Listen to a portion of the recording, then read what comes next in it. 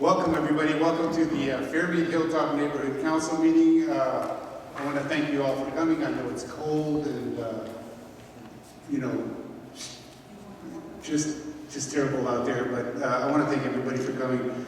Before we move on, our beat officers are on the call right now, so it may take a little while before they come here.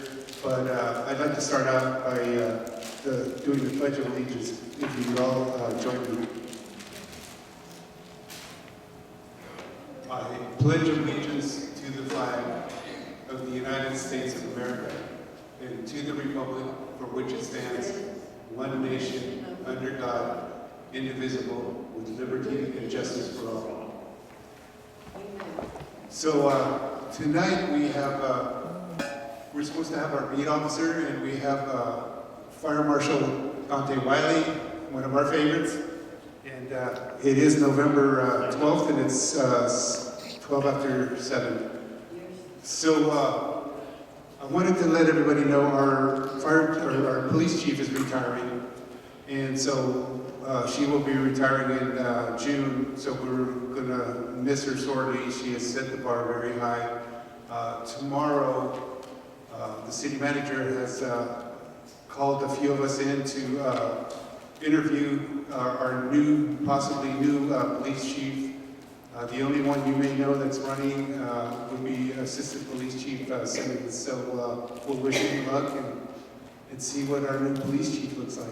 Retiring in June or January? She is, I thought it was January. You said June, that's right. I did? Okay, I apologize. Yeah, I believe it's in January. And I think she had 28 years worth of service.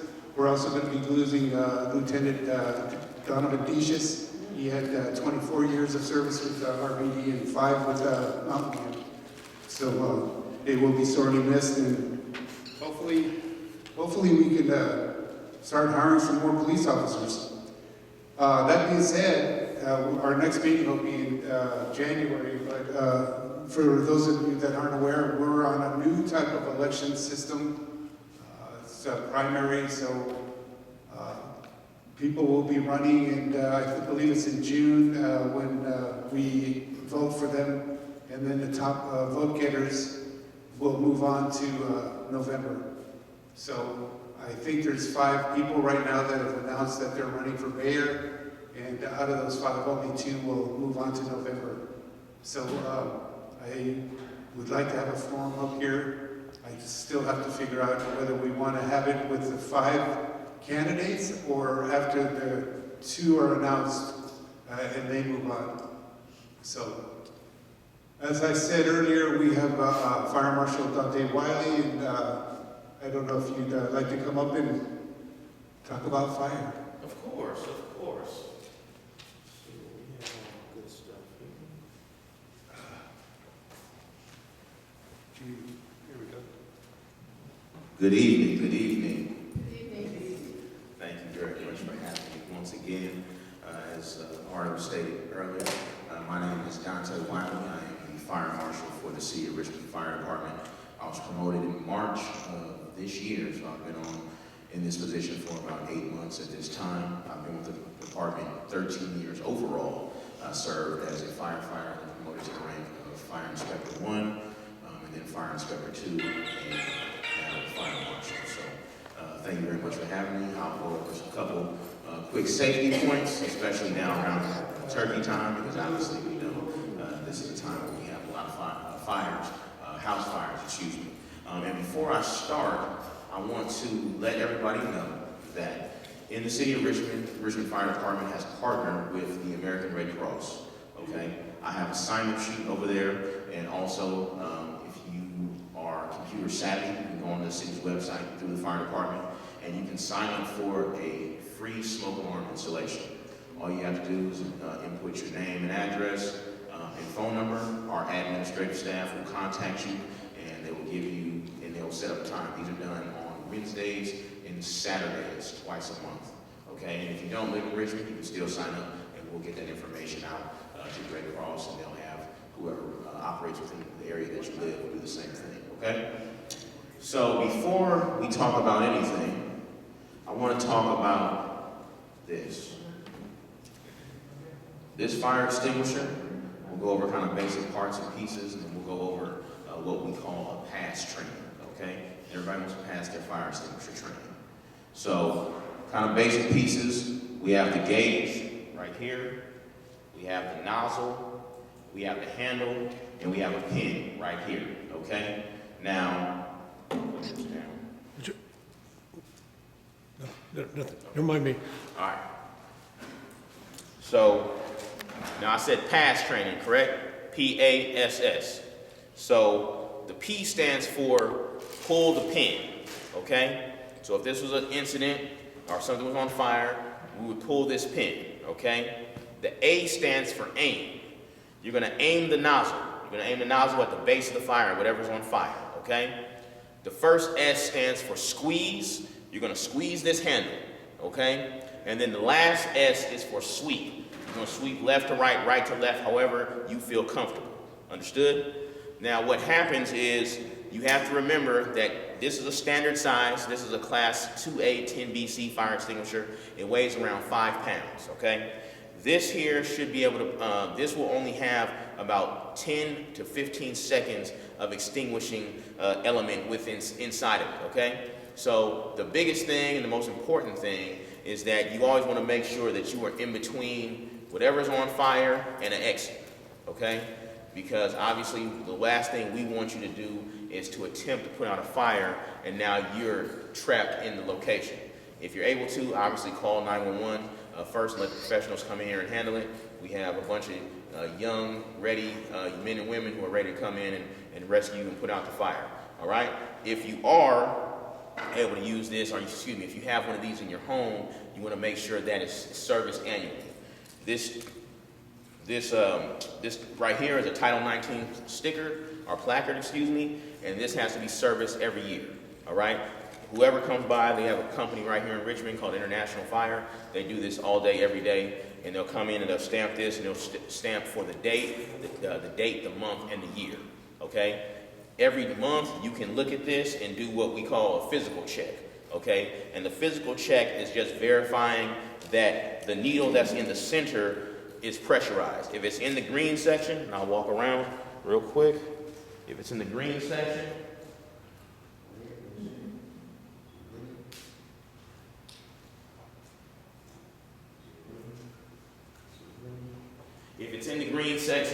then it should be good because the extinguishing element or the extinguishing agent, excuse me, is under pressure. And obviously the pressure is what is used to get the extinguishing agent out of the canister. All right? Typically, we should have one of those in all of our homes. Obviously, if you're a renter, they're required by law to provide one. I just wanted to verify with you that not all fire extinguishers are refillable. That is correct. So there's a couple things that have happened. Now, one of the big things about this Title 19 placard is it has a seal on it. And the seal says registered by the State of California State Fire Marshal. Okay, that means it's been through a rigorous testing process, and that means it functions the way that it's supposed to. If it does not have that, because there are a lot of other options on the market, especially with the advent of Amazon, you can go on Amazon and find pretty much anything, but everything on Amazon is not certified, right? So, for example, there were, and this has happened to me as well, so it can happen to anybody. There was a company that was putting out a handheld or a portable fire extinguisher that looked like a little aerosol can. It looked like a can of WD-40. You know, very small, a lot less cumbersome than this. You can have more of them around. It was relatively cheap. And, you know, after a bunch of testing was done, the California State Fire Marshal put out a memo stating that these are not to be used anywhere within the state. These have not been stamped. These are not approved by the California State Fire Marshal. If you see them, if you've purchased them yourself, get them out of your home because they're going to do more harm than good. So you always want to make sure that something is verified by the Office of the State Fire Marshal, and also either UL or Factory Mutual. They have rigorous testing and certification processes.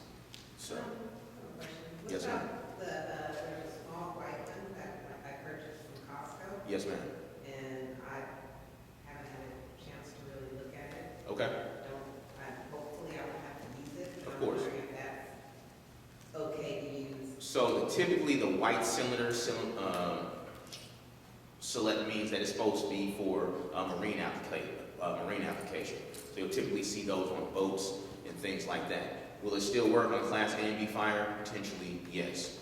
So talking about the fire extinguishers, the way that they're rated is based on the classification of fire that they can put out. So this is, like I say, this is a Class 2A, 10BC fire. And everything they do, they want to, as they call it, they make it firefighter proof. So they put a pictograph on the front of the sticker letting you know what types of fire are. So you have Class A, which is trash, wood, and paper.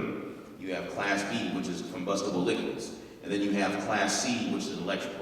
Now the thing about a Class C fire is once you remove the power to the electrical source, now it becomes either a Class A or Class B fire. All right? So, like I said, typically, by law, properties and businesses are supposed to have a Class 2A, 10BC. That means that that extinguisher should be able to put out 2 square feet of a Class A fire and 10 square feet of a Class B and C fire. Okay? The smaller ones, like you're mentioning that you have at your home, those are typically for kitchen fires, stove top fires, and things like that. In the case of a stove top fire, a couple things that we do not want to do. Number one, we do not want to throw water on it, okay? Because that's going to do more harm than good, especially when we're talking about a grease fire. It's going to make everything, it's going to spread the fire. It's going to splash it, and then it's going to go into other parts of your kitchen potentially. What you really want to do is you want to remove, if you can remove the pan safely, if you can turn off the stove, then you're going to, that will pretty much eliminate a portion of the fire triangle. Does that answer your question? Or is that a lot? I apologize if it was too much. Can you throw flour on it or put a cover on the pan? You can put a cover on it. I would not throw flour on it because flour is going to aerosolize and that can catch fire as well because of the fine particles. Yes, sir. What about water on an electrical fire? That is not recommended unless you're able to get a lot of water on it, right? Now, obviously, us and our hoses, the GPMs that we're flowing is completely different, and obviously, a cup of water or your standard garden hose, which is coming out to less than 5 psi. So, In a kitchen fire, for instance, how about these fire blankets you see advertised all the time? Effective, non-effective? Did I waste all my money? I have not seen a fire blanket that has been certified by the California State Fire Marshal. So, Okay. and it's funny because everyone likes them, everybody's been buying them. It's like I said, you can find them on Amazon. They're everywhere. Well, I've not seen one that's come through the State Fire Marshal's office certification process yet that has been certified by the state. So we would not recommend using them. And then even some of them in the commercials that you see them being utilized, the thing that's always telling to me is that when they have somebody putting out a kitchen fire with it, the person is in personal protective equipment that we as firefighters wear, right? And the average person doesn't have a set of $7,000 turnouts to put on and go say, oh, now let me utilize my blanket. Okay. Second thing, we can explain an example of something that happened to a cousin of mine, and perhaps you can use it to teach us proper use. He had a bucket of flammable liquid caught on fire. He takes the fire extinguisher, he points at it, shoots it off, and of course it just sets him on fire because of the backsplash. What is the proper way to use, let's say a grease fire in your kitchen, that's the most common for us. What's the proper way to use the fire extinguisher to make sure you don't splash the grease back on you and make you the human torch? Well, the biggest thing is you want to make sure it's safe distance, okay? So number one, you don't want to get right up on whatever's on fire because now you don't, like you said, when in a situation like that, you're closer to the problem than you are away from it. So 3 to 5 feet is typically going to be the reach that an extinguisher can get you safely, but ultimately, like we always say, I would rather we can replace a kitchen, we can replace a stove, but we can't replace anybody in this room. Okay, understood? One last question. Yes, sir. For the moment. As far as refilling these, Yes, sir. a lot of these extinguishers are not that expensive. How much might we expect it to cost to take it in for servicing as opposed to just buying a replacement It's about $35 to $40 for the servicing? to service. Yes, for the service. So, but the only issue, and the only reason I know this, I've done inspections at the location, is that because of the Because it's a cylinder, nobody will accept these to recycle. So they have, in the state of California, because of our regulations, they have a hydrostatic life of about 15 years. After 15 years, then they have to be taken out of service. Well, then at that point, whoever takes them will either try to sell them to another state where they're less regulated, or they just end up in a pile somewhere, not being utilized. Sometimes they might donate them to the fire department, so the fire department can use them to train, what have you. But even then, that doesn't get rid of the problem, because you still have an empty cylinder. So it's pretty much relative. But obviously, if you're trying to do the best for the environment, it's probably better to have them recharge than to buy another one every year. So after 15 years, you get a new one. After, yes, ma'am. And then you turn them into the fire department? You can turn them into the fire department. You can turn them into companies that, like I said, that will recycle them or reutilize them. I know, like I said, International Fire in Richmond, California, they'll take anything. Well, I shouldn't say they'll take anything, but they'll take the old fire extinguishers, and they'll utilize them in the process. Is that the smallest size or? No, the smallest size actually is a little bit bigger than this water bottle. So, like I said, you can tell typically the smaller they go, the less of a nozzle that they have. So the smaller ones have, it really just looks like a BB gun or something. It's probably about 1.5 inches, 2 inches long. Easier to handle, but obviously it's going to give you less extinguishing agent, which also means, depending on what you're trying to put out what type of fire you're trying to put out, it might not really do anything for you. Does it also have a pin? Yes, they do. Yeah, I was gonna say, a lot of us car guys carry them in either the trunk or in our cars. That's right. Because sometimes there's a car fire and you can save your whole car. 100%. Yeah. 100%. Now, to Thanksgiving, the holiday that we'll be celebrating a week from now, I brought a couple statistics. This is from NFPA, so I can't take 100% credit for these statistics. Thanksgiving fire statistics. Thanksgiving is the peak day for home cooking fires, with more than 3 times the daily average for such incidents. Christmas Day and Christmas Eve ranked 2nd and 3rd, with both having nearly twice the daily average.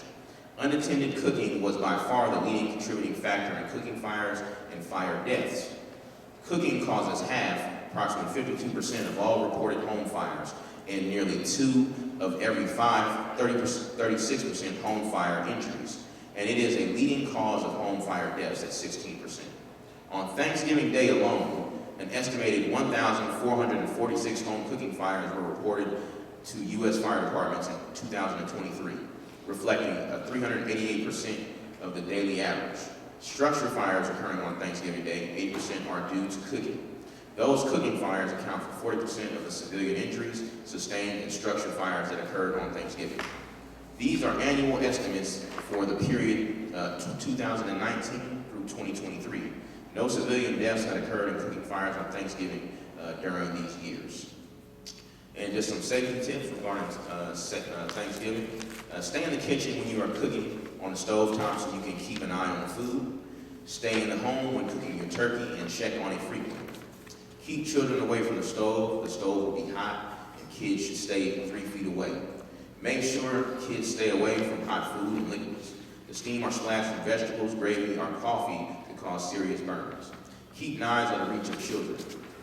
Be sure electric cords from an electric knife, coffee maker, plate warmer, or mixer are not dangling off the counter within easy reach of a child. Keep matches and utility lighters out of the reach of children, up high in a locked cabinet. Never leave children alone in a room with a lit candle. Keep the floor clear so you don't trip over kids, toys, pocketbooks, or bags. And lastly, make sure your smoke alarms are working. Test them by pushing the test button. Now, with smoke alarms, there's been a large change in the industry. The standard across the industry is a lithium-ion battery, which is guaranteed for 10 years. So all the smoke alarms that I was talking about that Red Cross will install into your home, they are 10-year standard batteries. So essentially, you won't have to touch them. You can obviously still test them every quarter or when the clocks change. But as far as having to swap out any type of battery, they're a sealed product, so you can't even access the battery unless you break it. So that is the new standard across the industry. If you have an older system in an older home, obviously I know previously in generations they had ones that were hardwired, but those probably have lived beyond their life, right?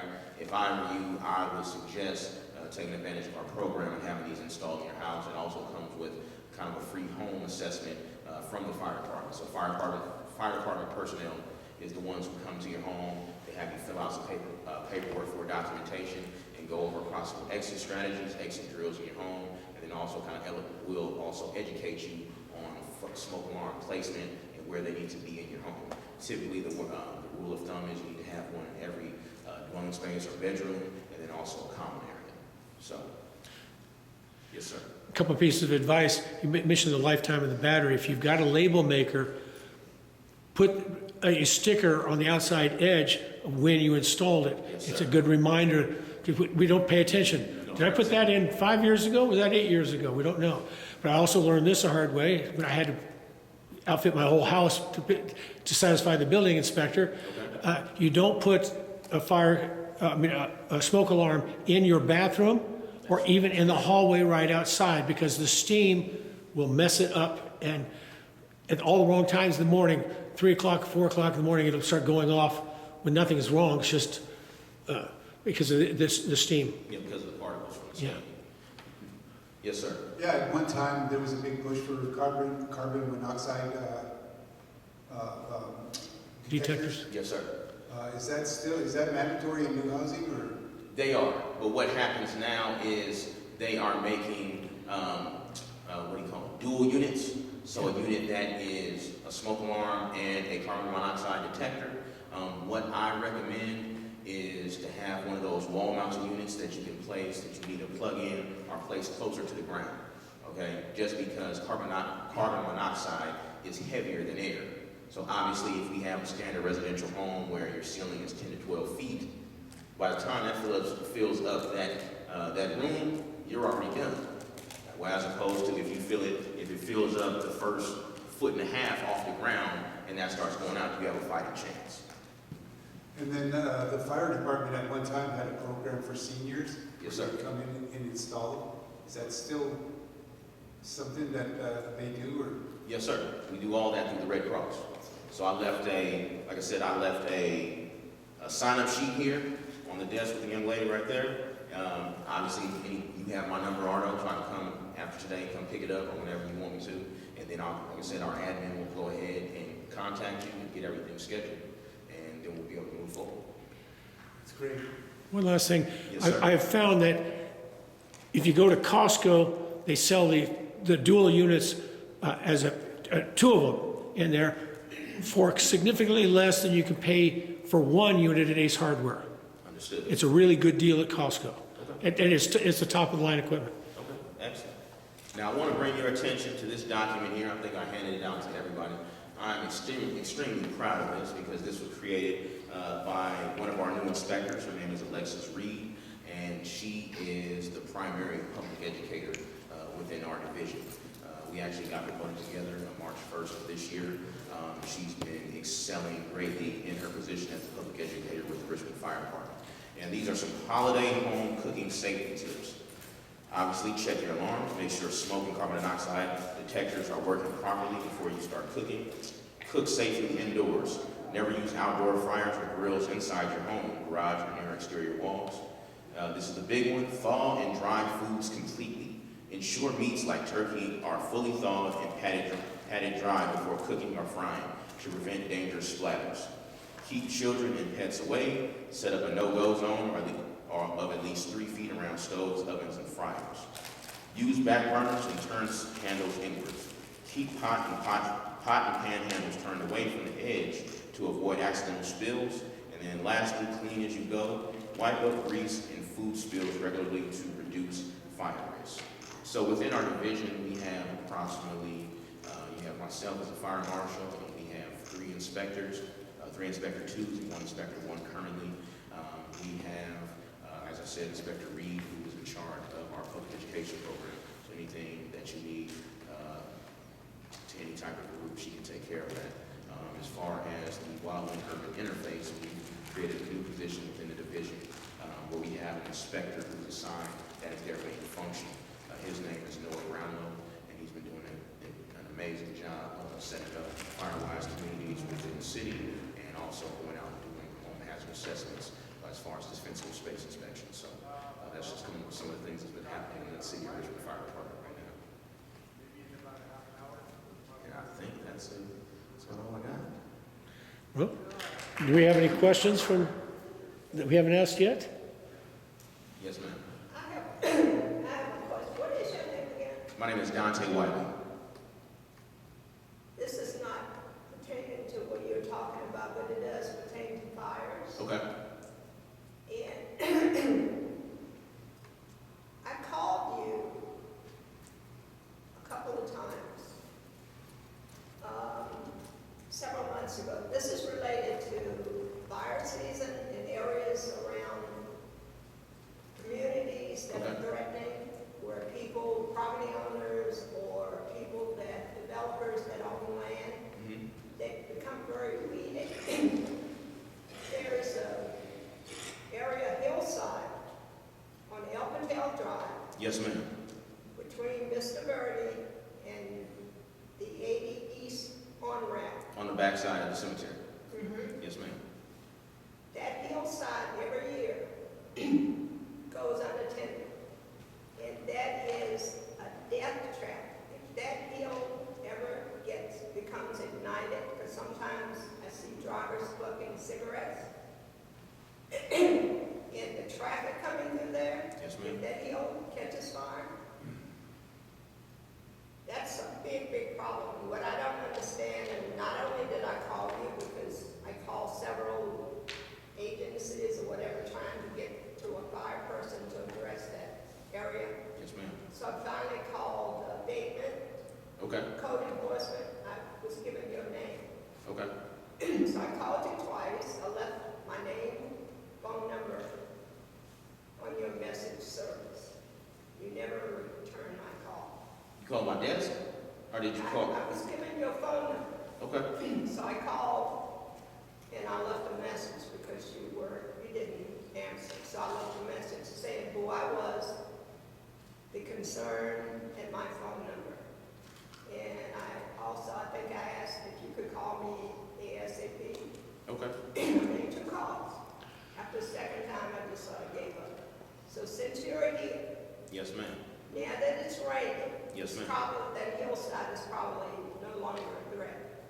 But in the future, could you keep that in your list of concerns around the area? Of course, 100%. Side be addressed. Yes, ma'am. Well, first, I'd like to humbly apologize for not returning the call. I truly apologize for that, because that's unbecoming of myself and also the fire department.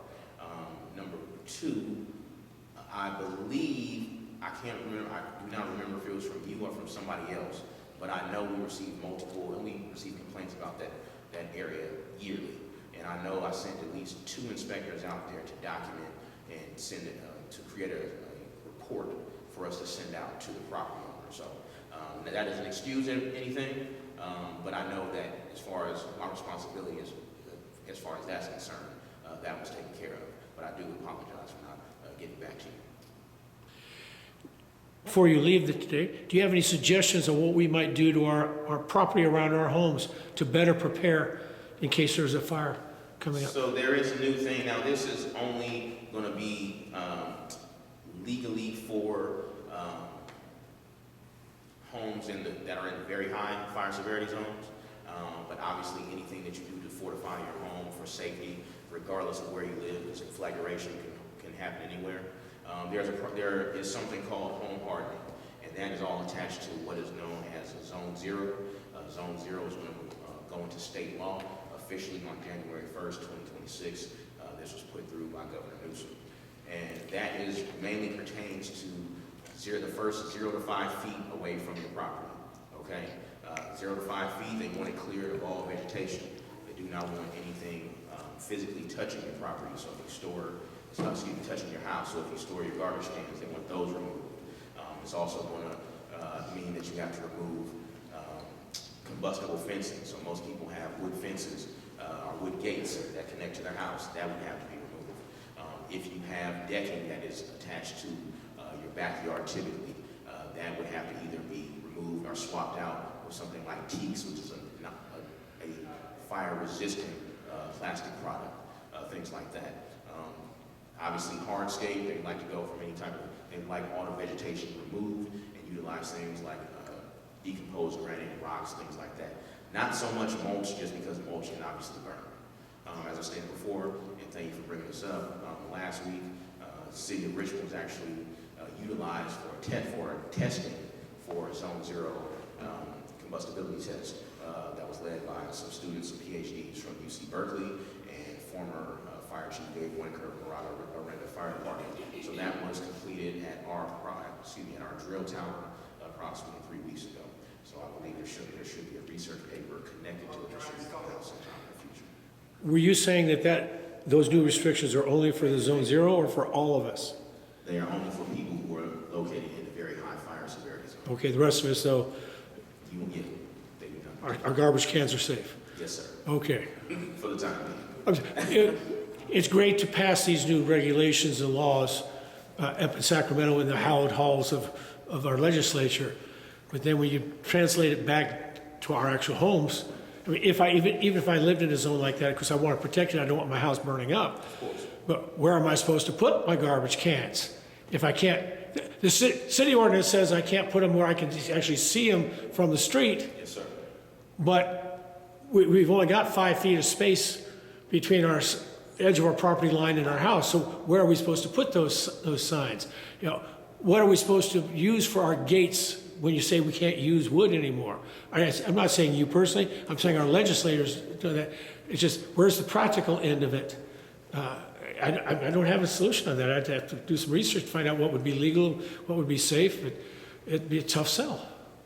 100%, and that's something that every jurisdiction in the state is going through right now, because there are a lot of homeowners who are talking about the same thing. Actually, through the leadership of our fire chief, Aaron Osorio, we were able to go down to Escondido, California, which is in Southern California, and there was a demonstration of what they are calling a fireproof community. And there was a community that had pretty much all the Zone 0 landscaping all throughout the property, and then the fencing was all metal, so on all 4 sides, excuse me, and not just the sides that touch the house. So it was actually pretty, and there's people, I want to say maybe 30 fire marshals and or deputy fire marshals and inspectors from all over the state who flew in or drove in to witness this. So typically that potentially could be something that happens in the future.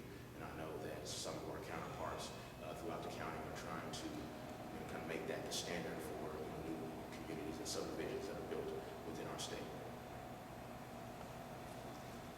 I wanted to mention too that I don't know if it's the fire department's website or the city website, but there is a map showing the highest fire severity areas. Yes, sir.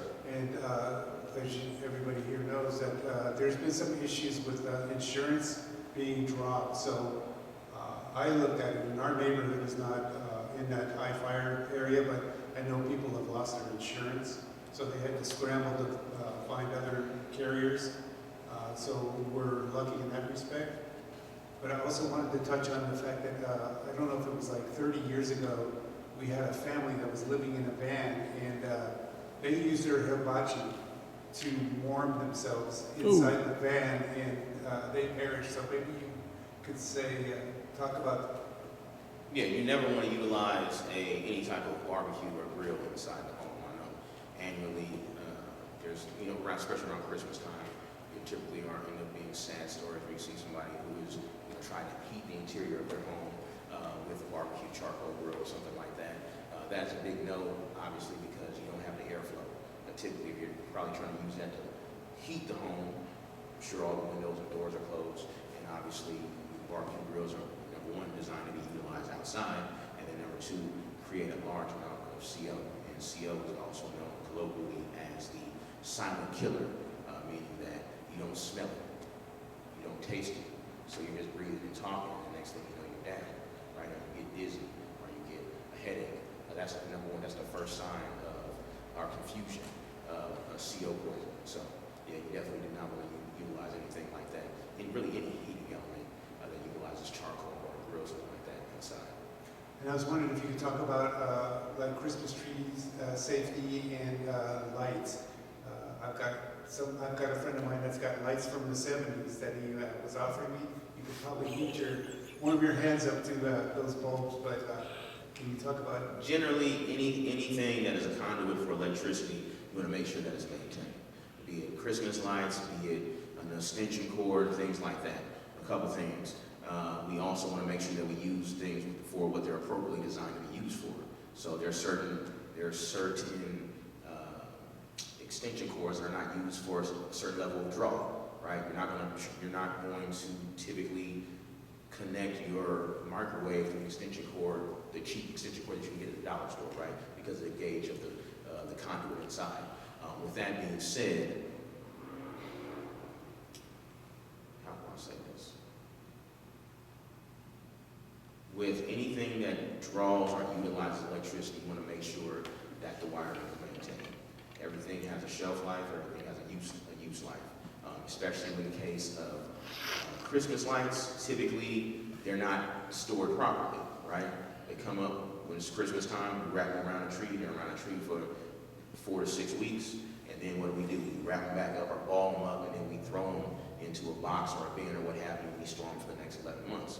Well, that balling up or boxing up, that degrades the interior.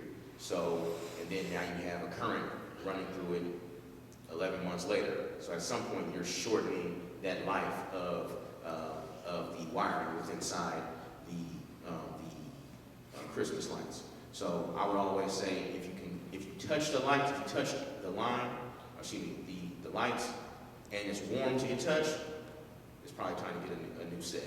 Also, I know a lot of people have been moving towards and this obviously is not an endorsement, but I know a lot of people have been moving towards artificial trees. And one of the good things about artificial trees is that some of you can buy them now that have lights already built into them. So that pretty much eliminates that whole issue. So I would say you always just make sure you verify your lights, especially if you have animals in your house, cats, dogs, something like that. Maybe start chewing on them, things like that. If something like that happens, you see any type of holes or cuts or breaks in the line, make sure you just get rid of those and get another set. The other thing that I've witnessed is people plugging in too many accessories into a plug or a power strip. Yes. And what's typical for these houses up here, because they were built in the 50s, we don't have any grounds in these houses. They break off the ground, or they get an adapter. Okay. So can you speak to that?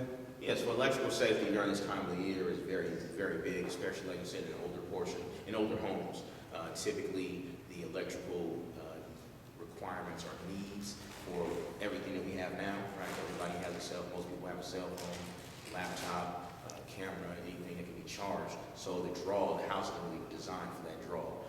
And then on top of that, you throw in, like you said, a multi-plug adapter, which is something that you should never use. If you're going to use any type of extender, it should be an extension cord that has a reset, that has a breaker on it, okay? Those are the only ones that you should utilize within your home. I understand what happens, Christmas time, or you see one that says, hey, you can take these 2 plugs and turn them into 16. Okay, that's all fun and dandy because what happens? You get more plugs, so that means you think you can plug in more equipment, right? Not thinking about the draw and understanding that the draw is constantly on, whether it's charged in or not. So if you have a situation where you have, hey, I have my phone, I have my landline, I have 4 sets of Christmas lights, and the charger for my e-bike, you're essentially setting yourself up. So you never want to overload a circuit. Typically, I practice only one extension cord or power strip per outlet, just so I don't overload. And then obviously when they're done, I try to personally unplug them. Do you have a GFC? I forget what those are. GFI, The GFI? ground fault interrupter. Ground fault interrupter. So that would help you that with your battery replacement. 100%. And what about fireplace safety? Are we So there are spare the air days, and that comes down on the state level. That doesn't come down from the local level. But obviously, if you do have a fireplace, I would urge you obviously to maintain it. Utilize a chimney sweep and things like that. Make sure that it's cleared out. Make sure that it's open too, because sometimes a lot of times people will close them for the summertime, things like that, and then they'll in the winter they want to to heat their house. They'll have it still closed, and the next thing you know, your house is full of soot and things like that. So just make sure, like anything, you verify and try to maintain to the best of your abilities. And I don't know, maybe lastly, I was going to ask you, so, there's a big push for electric cars, and there really hasn't been that much conversation on what do you do when that electric car catches fire, because it's extremely caustic, and the smoke. Very much so. That is a very large issue that the fire service as a whole is dealing with because of something called thermal runaway. There were unfortunately two individuals from, I believe it was Sacramento City Fire, who an electric vehicle was on fire. They went in, they took, I think, 2 whiffs of whatever the toxic gas, the off-gassing that came off, and now they're medically retired from the job, and they're in their early 30s. So obviously, if it's in your house, call the fire department. Don't try to tackle it at all. And then obviously, on the fire department response level, we're just going to douse it with as much water as we can until the problem is mitigated. Are these Thank you. cars catching on fire in people's houses or when they're charging, or is this just? All of the above. Oh. Yeah, but I mean, it's not common. I'm just saying that when an electric car catches fire, it raises it to a different level than just a regular car. Yeah. Because of the off-gas, yeah, because of lithium, because of the batteries. Yeah. The batteries. Everything else in the car is steel and plastic and what have you, but it's the lithium ion, it's the batteries, and when they fail, it's drastic. So It's one of the reasons that you can't bring lithium batteries onto an airplane. exactly. 100%. They will self-ignite while they're in your luggage, bring down the plane. Yeah, they won't let you bring it on your carry-on. That's correct. Well, thank you. Lydia? No, that just leads me to another thought, like, Go ahead. cars, when you no longer need it, what do they do with that lithium battery? Do they recycle it somehow? Do they reuse it? They're not recyclable? Fortunately, that's outside of my scope, so I think I'm off the hook. Yeah. But not to sound negative or anything, but they do have like 7-year-old kids mining lithium in third world countries just to make electric cars, and that is a reality. Well, are there any more questions or comments? I want to thank you for coming in. Thank you very much. And I will leave my card up at the desk as well, so you can grab my card. You can call me directly. It has my cell phone number and my desk number. I will answer the phone. I will call you back. So if you have any questions in the future, don't hesitate to give me a call. Thank you very much for having me. Thank you. thank you, and happy holidays. Stay safe. Well, RPD was supposed to be here, but unfortunately they're all out on calls, and as you guys know, the Richmond Police Department is shorthanded, so it's kind of a luxury to get them to come here. I talked to the assistant police chief. He said there should be a sergeant here, so he asked me to try and stall as long as possible, but I don't know about that. But I want to thank everybody for coming in, and unless someone has something they want to close with? No? Yeah, well, thank you all. Thank you all for coming, and I guess we'll just go ahead and close this meeting. Thank you all. And stay safe out there, happy holidays. Stay safe out there and happy holidays. So, thank you all for coming.